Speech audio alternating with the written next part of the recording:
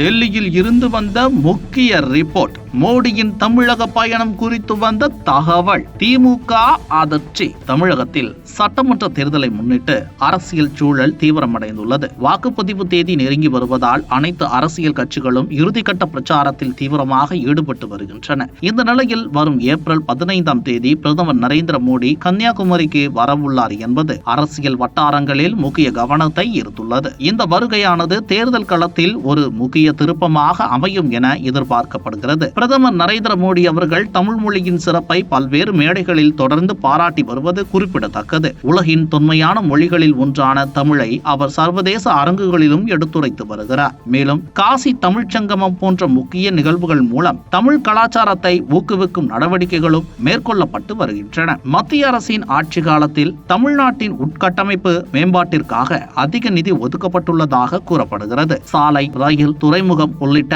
பல்வேறு துறைகளில் வளர்ச்சி பணிகள் முன்னெடுக்கப்பட்டுள்ளதாக தகவல்கள் தெரிவிக்கின்றன. இது மாநில வளர்ச்சிக்கான முக்கிய காரணமாக அரசியல் வட்டாரங்களில் பேசப்படுகிறது. மற்றொரு புறம் மத்திய அரசு நிதி வழங்கவில்லை என கூறும் திமுகவின் மீது விமர்சனங்கள் எழுந்துள்ளன. மத்திய அரசின் திட்டங்களை மாநில அரசு தங்களது பெயரில் செயல்படுத்துகிறது என்ற குற்றச்சாட்டுகளும் முன்வைக்கப்படுகின்றன. இதனால் மக்கள் மத்தியில் கருத்து வேறுபாடுகள் உருவாகி வருவதாக கூறப்படுகிறது. கன்னியாகுமரியில் பிரதமர் மோடியின் வருகைக்கு மக்கள் மத்தியில் அதிக எதிர்பார்ப்பு நிலவுகிறது. சுவாமி விவேகானந்தர் வாழ்ந்த இந்த மண்ணில் மோடியை வரவேற்க பொதுமக்கள் தயாராக உள்ளனர். முன்னதாக அவர் வந்தபோது கிடைத்த வரவேற்பும் இதற்கு காரணமாகவும் குறிப்பிடப்படுகிறது. இந்த சூழலில் அதிமுக தலைமையிலான என்டிஏ கூட்டணிக்கு மாநிலம் முழுவதும் ஆதரவு அதிகரித்து வருவதாக தகவல்கள் தெரிவிக்கின்றன. மக்கள் மாற்றத்தை எதிர்பார்க்கின்றனர் என்றும் மத்திய அரசுடன் இணைந்து செயல்படும் அரசு தேவை என்ற கருத்து வலுப்பெற்று வருவதாகவும் கூறப்படுகிறது. இதனால் இந்த தேர்தலில்